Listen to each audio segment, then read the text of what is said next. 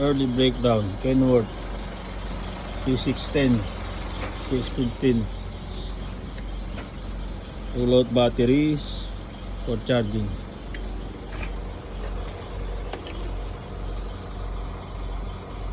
Oh, it's black already. Too low.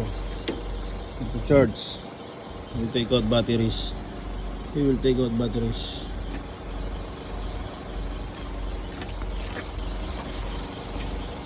The lower battery compartment.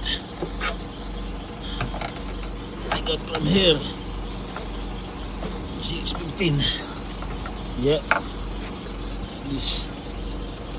We will press the lower battery, and then the upper, and then it's good. We will bring to workshop and charge.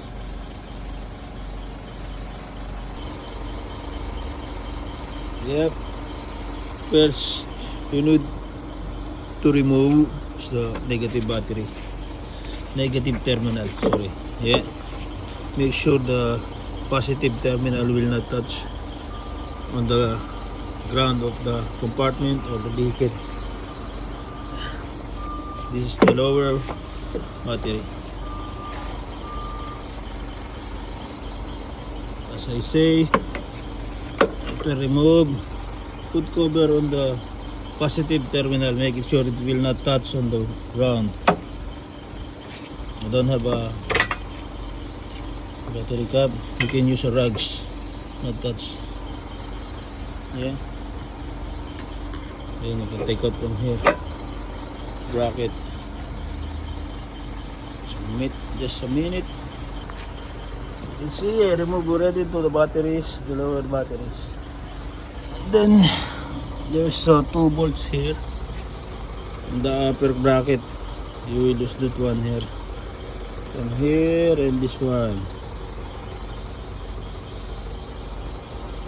And then you can take out the upper battery.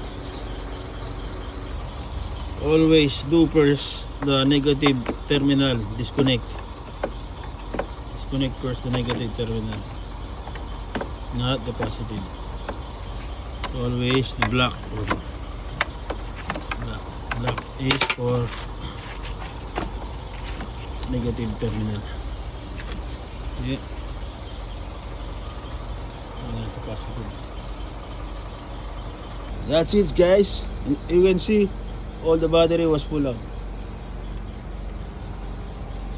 and time to charge.